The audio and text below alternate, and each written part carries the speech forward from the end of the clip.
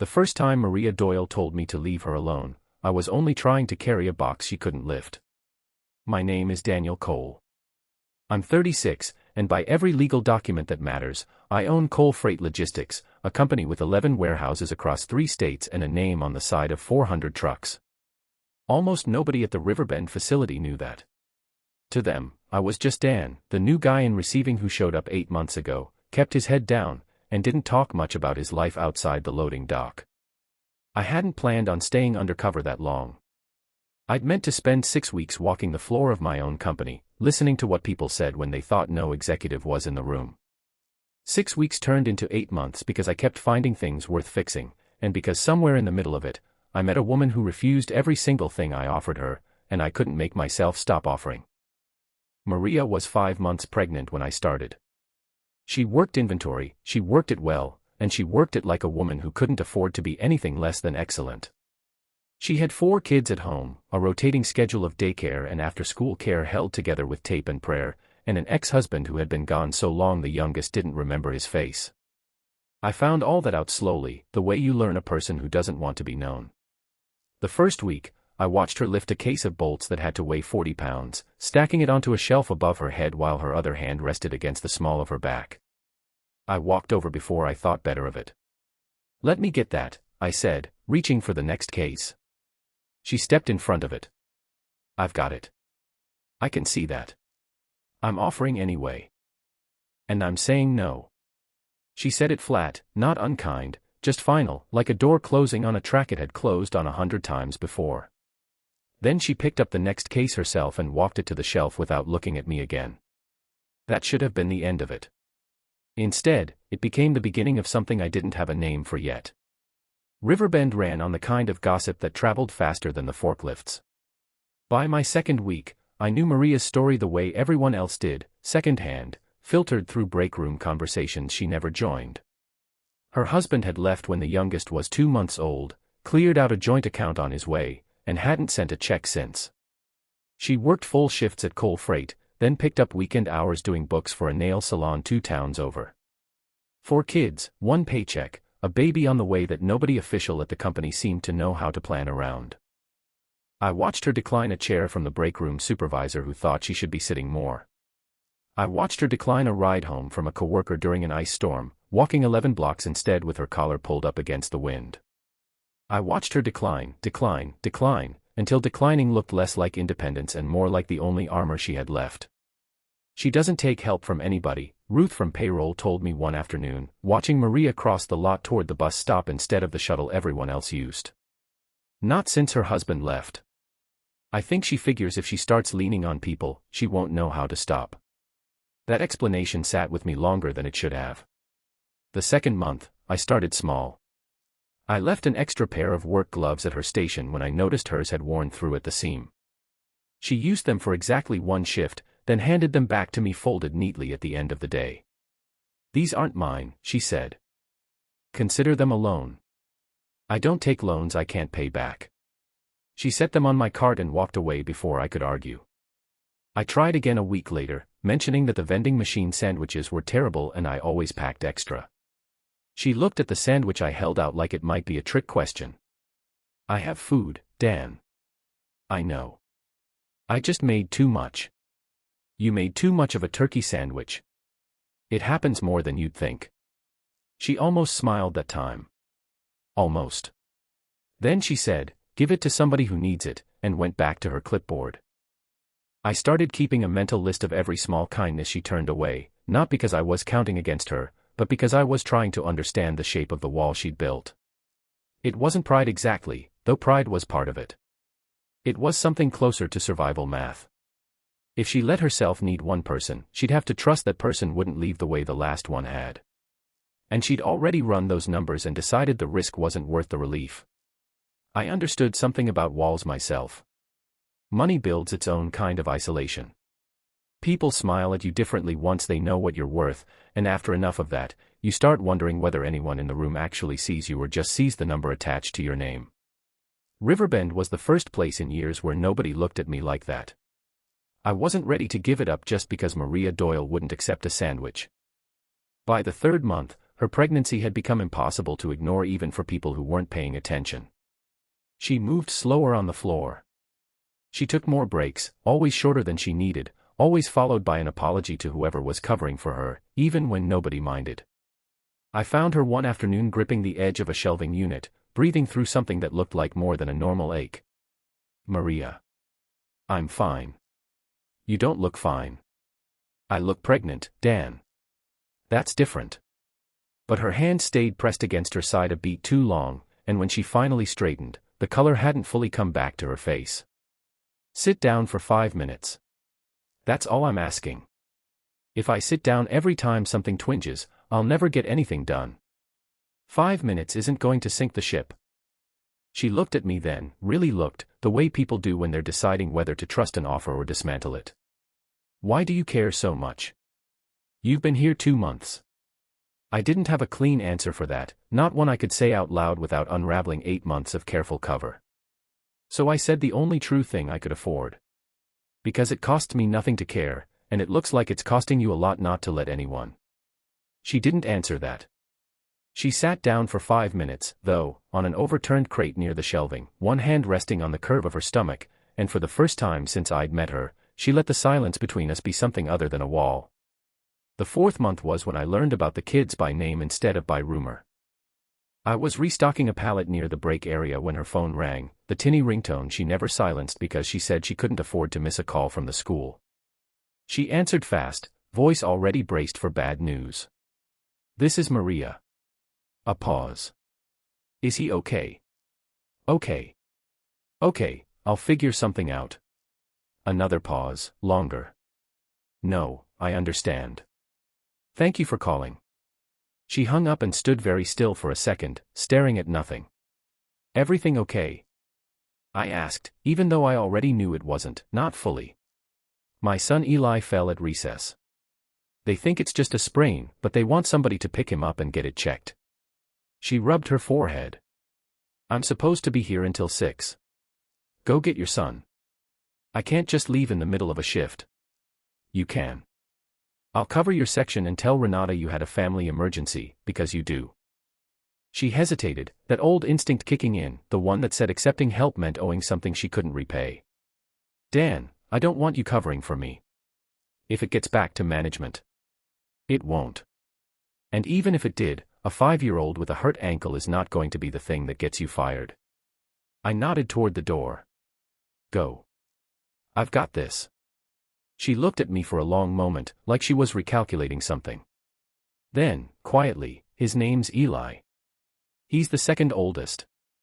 "Thank you, Dan." It was the first time she'd said those 2 words to me and meant them all the way through. That night I found out the rest without meaning to pry. Ruth mentioned it casually while we closed out the shift logs. Eli was 7. Above him was Jenna, 9, sharp as a tack and already looking after her younger siblings like a second mother. Below Eli was Cody, 5, and then the baby of the current 4, Sophie, 3, who apparently still asked when Daddy was coming home even though nobody had the heart to tell her the real answer. And in 5 weeks, there'd be a 5th. "That woman doesn't stop," Ruth said, shaking her head with something between admiration and worry. "I've offered to bring her a casserole twice. She thanked me and then somehow it never happens. I think she doesn't want anybody seeing that apartment. Doesn't want the pity." I thought about that word for a long time on my drive home. Pity. Maria wasn't rejecting help because she didn't need it. She was rejecting the version of help that came wrapped in pity, the kind that made her feel smaller instead of steadier. I decided that night I would stop trying to hand her things and start trying to stand beside her instead, which, it turned out, was a much harder thing to offer and a much harder thing for her to refuse. The 5th month brought the first real crack in the wall, though neither of us called it that at the time. It was a Tuesday, cold enough that the warehouse doors stayed shut all shift, and Maria had been quieter than usual all morning. Around noon, I found her sitting on an upturned bucket near the loading bay, both hands pressed to her stomach, her breathing shallow and controlled in a way that told me she was working hard to make it look normal. "Maria. It's just Braxton Hicks. It happens." I looked it up. "You looked up how to know the difference between practice contractions and the real thing while you're on your feet stacking inventory?" I look up a lot of things at 2 in the morning when I can't sleep. She tried for a smile and didn't quite make it. It's fine, Dan. I've done this 3 times before. Doesn't mean you should be doing it alone. Something in her face flickered at that word, alone, like I'd stepped on a nerve she kept carefully covered. I don't have a lot of other options. You have me. She looked up at me sharply. You're my coworker. You've known me 5 months. I know. I'm not saying I'm the answer to everything. I'm saying right now, in this specific minute, you don't have to sit on a bucket by yourself pretending you're not scared. I crouched down next to her, close enough to talk quietly. Let me call someone. Your sister, a neighbor, anybody. My sister's 2 states away. My neighbor works nights. She let out a breath that shook a little at the edges. There isn't anybody, Dan. That's the honest answer. There's just me. I sat with that for a second before I said the thing I probably shouldn't have said so soon. Then let there be me, for today. Just today. I'll drive you home if this doesn't settle down. No conditions, no strings, nothing you owe me for it.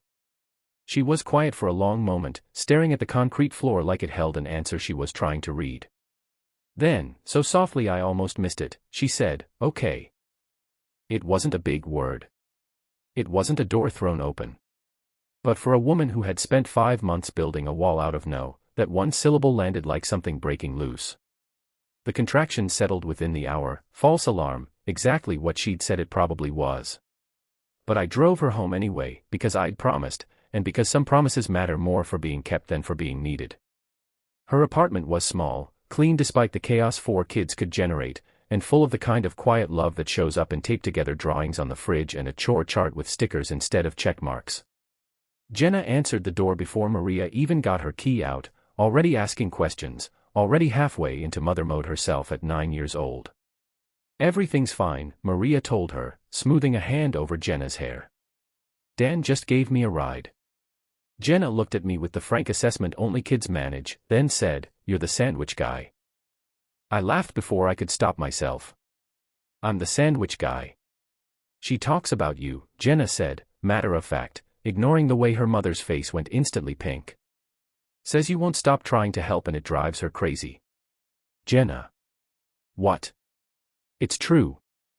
I looked at Maria, who was very determinedly not looking at me.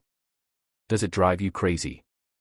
Go home, Dan, she said, but there was no heat in it anymore, just something warmer trying not to show itself. I went home. But I thought about that apartment, that chore chart, that 9-year-old already carrying more than her share, for a long time after. The 6th month was when Grant Whitfield decided I'd overstepped. Grant ran the Riverbend facility day to day, a floor manager who liked rules more than he liked people, and who had noticed, correctly, that Maria and I had started eating lunch at the same table more days than not. He caught me alone by the time clock on a Thursday, arms crossed, wearing the expression of a man who thought he was about to teach somebody a lesson. You need to back off Maria Doyle, he said. Excuse me. She's got enough going on without you sniffing around. Word is you've been covering shifts for her, driving her home, playing hero. It's making people talk, and it's making her look like she can't handle her own job. Or, I said, keeping my voice level, it's 2 coworkers helping each other out, which last I checked wasn't against any policy you've shown me. Grant's jaw tightened. I don't need to show you a policy to know it's a problem. She's pregnant, she's got 4 kids and no husband, and you're new here. Company doesn't need the liability of you 2 turning this into some workplace soap opera. The liability, I repeated, or the gossip? Both. He leaned in slightly. I'd hate for this to end with her losing shifts because management decides she's a distraction. You want to help her, Dan. Leave her alone and let her do her job. I didn't answer him the way I wanted to, which would have involved reminding him exactly whose company he worked for and exactly how quickly his opinion on liability could become irrelevant. I filed it away instead, the way I filed away everything at Riverbend that needed fixing once my 8 months of listening turned into action. But I did make sure Maria heard about the conversation, because she deserved to know what was being said about her when she wasn't in the room. She took it harder than I expected. He's not wrong that people are talking, she said the next day, arms crossed, voice tight.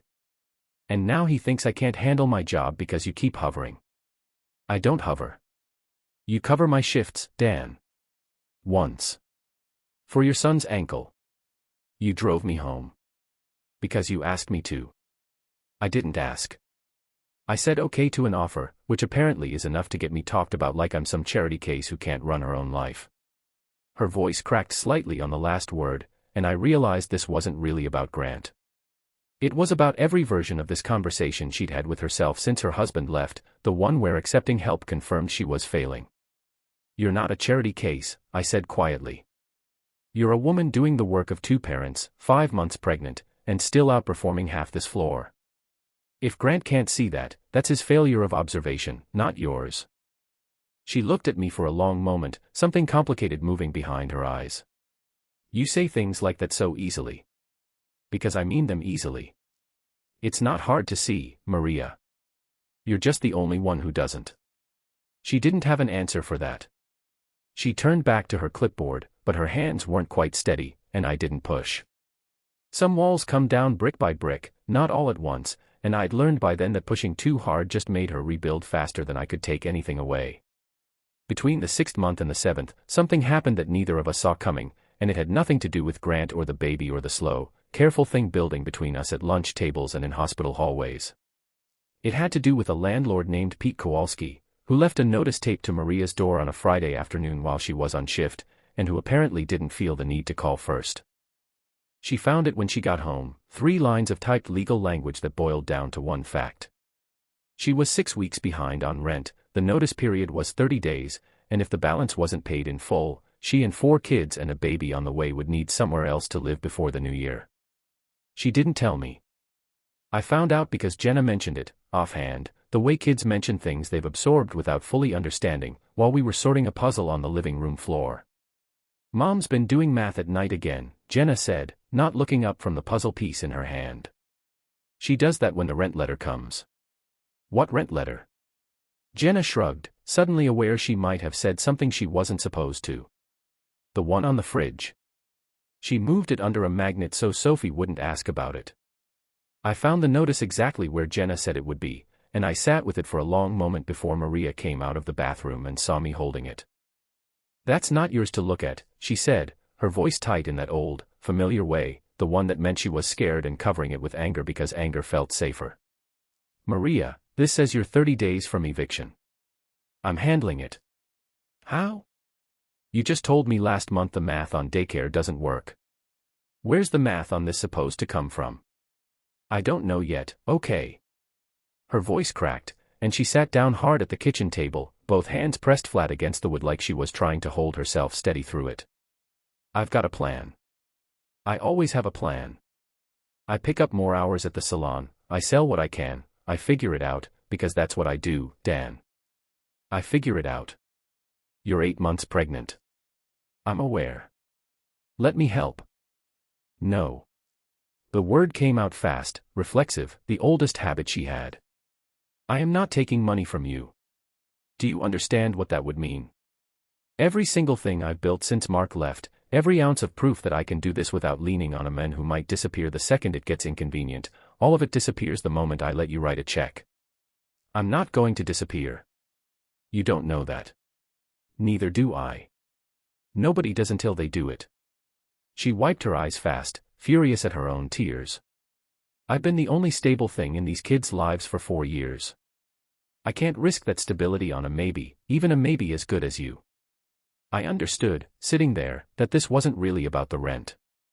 It was about every unspoken fear she'd been carrying since the day her husband packed a bag and never came back, the fear that trusting anyone with her survival was the fastest way to lose it.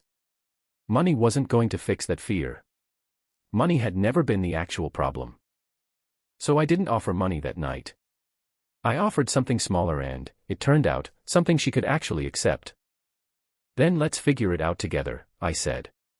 Not me fixing it. Us working the problem side by side, the way you do with anyone else you trusted. I'll help you call Pete. I'll help you look at what's negotiable. I'm not handing you a check, Maria. I'm sitting down next to you while you do the math you're already doing, so you're not doing it at 2 in the morning by yourself. She looked at me for a long time. The fight went out of her slowly, like air leaving a tire that had been holding too much pressure for too long. "Okay," she finally said. "Sit down next to me, then." We spent that evening at her kitchen table, the actual math spread out between us, and by the end of it, we hadn't solved everything, but we'd found a payment plan Pete agreed to, and a shift swap at the salon that bought her another 2 weeks of breathing room, and something that mattered more than either of those things. She'd let me in on the hardest, most humiliating part of her life without a single second of feeling smaller for it. "You're better at this than I expected," she admitted, rubbing her eyes at nearly midnight, the kids long asleep down the hall. "Better at math. Better at not making me feel like a charity case while you help me with it." "That was always the goal," I said. "I just needed you to believe it before you'd let me try." By the 7th month, we'd become something neither of us named out loud. Lunch together most days. A ride home when the weather turned bad, which she'd started accepting without the argument it used to cost her. A running joke about sandwiches that had somehow become the softest thing in both our days. Then Sophie got sick, high fever, an ER visit at 11 at night, and Maria called me before she called anyone else, which surprised her as much as it surprised me. "I don't know why I called you," she admitted later, sitting in a hospital hallway with Sophie finally asleep in a room down the hall, the other 3 kids farmed out to a neighbor for the night. "You're not family. Maybe you called because it felt like the right thing to do, and you're tired of overthinking every instinct you have." She let out a tired laugh. "That's annoyingly accurate. I have my moments." We sat there for a while, not talking, just present, the particular kind of quiet that happens between two people who've stopped needing to fill every silence. Then she said, without looking at me, "Can I ask you something?" "Anything." "Why do you keep showing up?" "Really? You've got no reason to keep doing this." "I'm not easy, Dan." "I know I'm not. I say no to things I need because saying yes feels like handing someone a key to hurt me, and you keep showing up anyway." I thought about how to answer that without lying and without saying more than I was ready to say. "Because you're worth showing up for." Because somewhere along the way, this stopped being about being nice to a coworker and started being about wanting to know how your day went. "I don't have a complicated answer, Maria. I just like being someone you don't have to say no to." Her eyes were wet when she finally looked at me. "That's a dangerous thing to say to someone as tired as I am." "Good thing I mean it." She didn't say anything else that night, but she reached over and took my hand, and neither of us let go until the nurse came to tell her Sophie's fever had broken. The 8th month was when everything I'd been hiding finally caught up to me, and not on my terms. It happened because of a corporate visit nobody at floor level knew was coming, a routine site inspection that turned into something else entirely when the district VP walked in and greeted me not as Dan from receiving, but as Mr. Cole.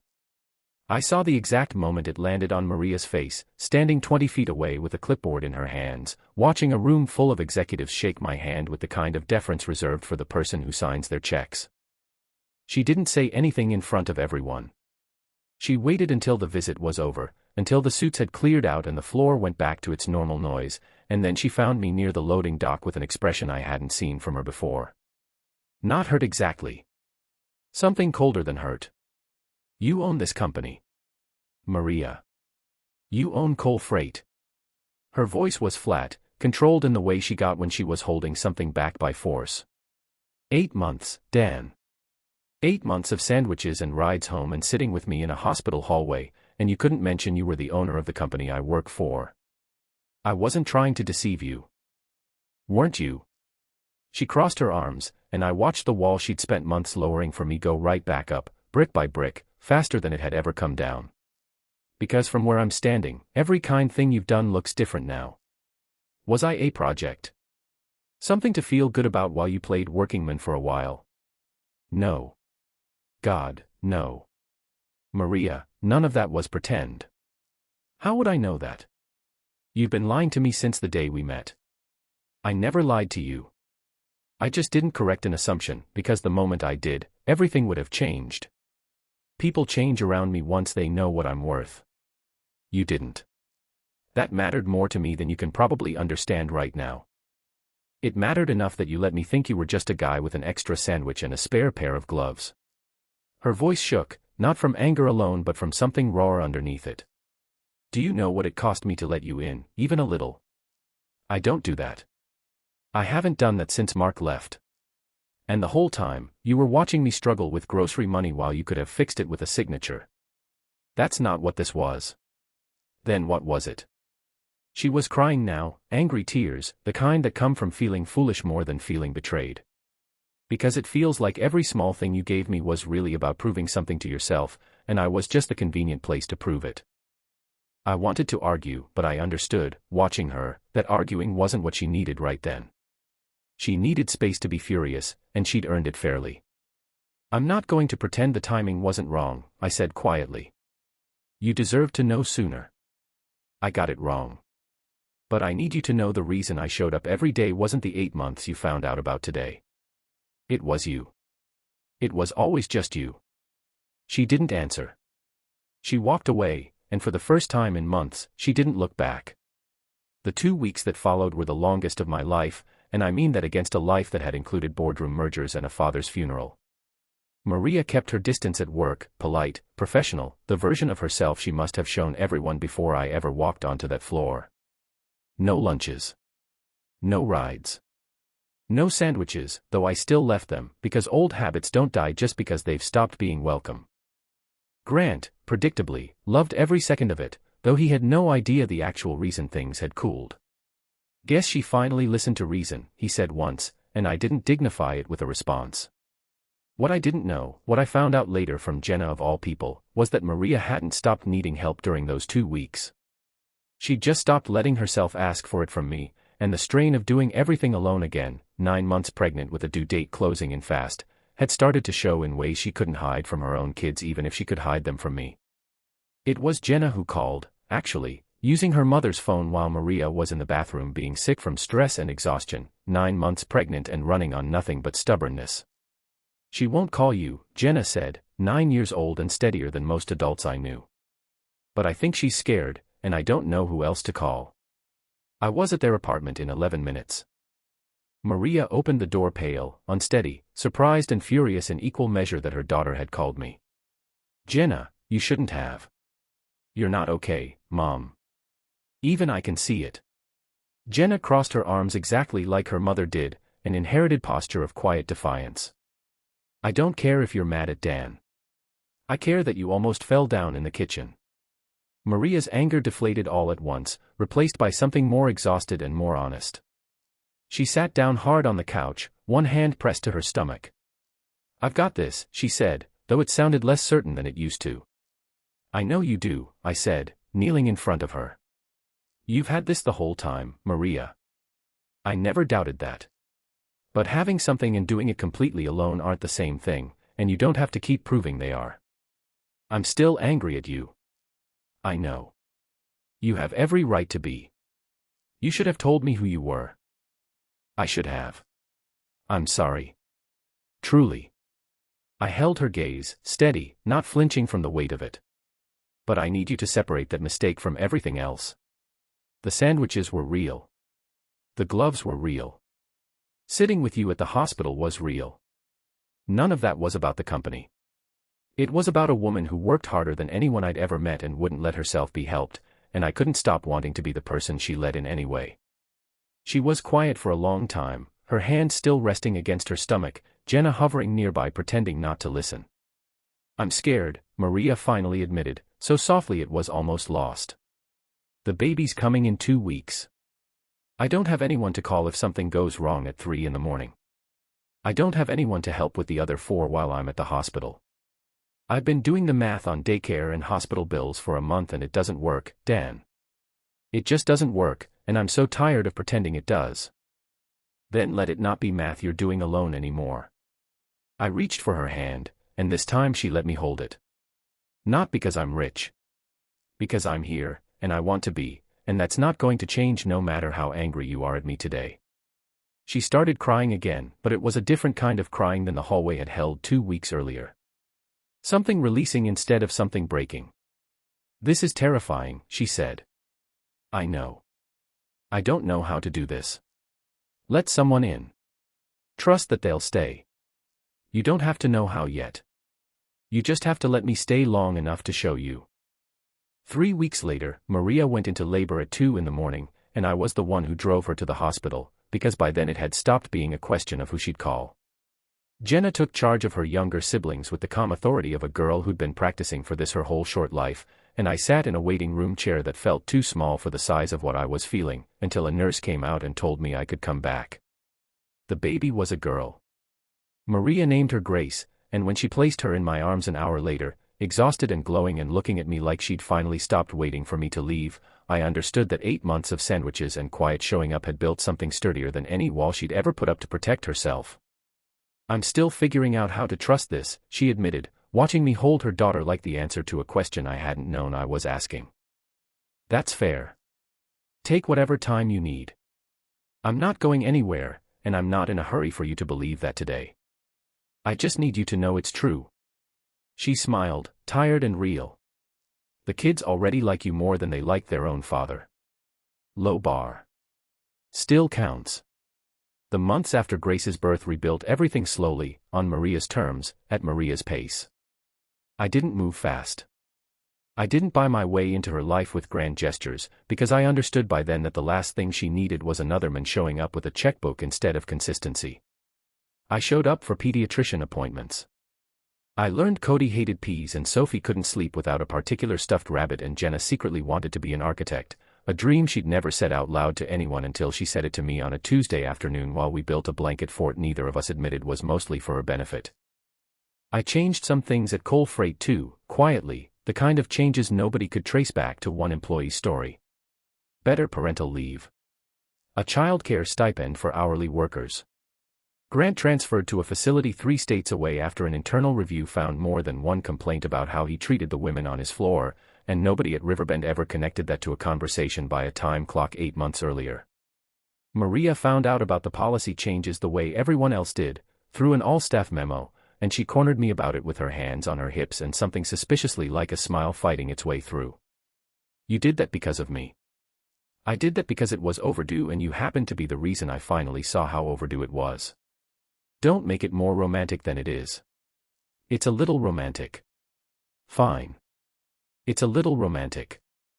A year after the night Jenna called me in a panic, I proposed to Maria in her own kitchen, no restaurant, no crowd, just the 5 of them and me and a ring I'd carried around for 2 weeks trying to find the right ordinary moment, because I'd learned by then that Maria didn't trust grand gestures. She trusted showing up, over and over, on days nobody was watching. "You don't have to do this because you feel responsible for us," she said, even as her eyes filled, even as Sophie tugged on her sleeve asking if this meant I'd be her dad now. "I'm not doing it because I feel responsible. I'm doing it because somewhere in the last year, your kids became the loudest, messiest, best part of my week, and you became the person I can't imagine coming home to anyone else. I don't want to be someone who helps you, Maria. I want to be someone who belongs to all of you." She said yes with Grace on her hip and Jenna already crying happy, dramatic tears in the background, and Cody asking if this meant he could finally get a dog. We got married the following spring in a backyard, not a ballroom, because Maria said she wanted something that felt like her life, not something that felt like mine. Jenna walked Grace down a short strip of grass in a basket she insisted on carrying herself. Eli and Cody wore matching bow ties they hated within the first 10 minutes. Sophie fell asleep during the vows and nobody minded at all. Ruth from payroll came, still shaking her head in disbelief that the quiet new guy from receiving had turned out to be the man signing everyone's paychecks all along. "I knew there was something about you," she told me at the reception, pointing a plastic fork in my direction like evidence. "I just thought it was that you made good sandwiches." "Turns out it was both," I said, and she laughed loud enough that Sophie stirred in Maria's arms without waking. Even Grant sent a card, forwarded through the Riverbend office months after his transfer, 3 sentences that read less like an apology and more like a man who'd finally had time to think about how wrong he'd been. Maria read it twice, folded it, and put it in a drawer instead of the trash, which was, I think, as much forgiveness as either of us expected from her. We didn't move into some house that announced what I was worth. Maria picked the place herself, a rambling 5-bedroom 20 minutes from Riverbend with a yard big enough for the chaos 5 kids could generate and a kitchen table long enough to fit every one of us at once, which mattered to her more than square footage or granite countertops ever could. She still worked, though not the same grinding hours, because she said sitting still all day made her feel like she'd disappeared into somebody else's life, and I understood that well enough not to argue. Some nights, long after the kids were down and the house had gone quiet, we'd sit at that long table the way we used to sit at hers, no urgency to the silence, no math that needed solving before morning. She'd lean her head against my shoulder and say something like, "I still can't believe I almost let you walk away over a sandwich," and I'd remind her that it was never really about the sandwich, and she'd say she knew that now, she'd known it for a while, she just needed time to trust what she already knew. People still ask us sometimes how we met, and Maria always tells the short version first. He kept trying to help me, and I kept saying no, and eventually I ran out of no's. I usually add the rest. She taught me that the best thing you can offer someone isn't money. It's staying, even when they tell you not to. Both are true. Neither is the whole truth. The whole truth is that a woman who had every reason to trust no one let one stubborn coworker prove, one sandwich and one quiet Tuesday at a time, that some people don't leave. And a man who had every reason to hide behind what he owned finally found out what it felt like to be wanted for exactly none of it. What would you have done in Maria's place, if the coworker who wouldn't stop offering help turned out to be the last person you expected? And have you ever let someone in only after you'd run out of every reason to say no? Tell me your story in the comments. If you liked this one, leave a like, subscribe, and I'll see you in the next video.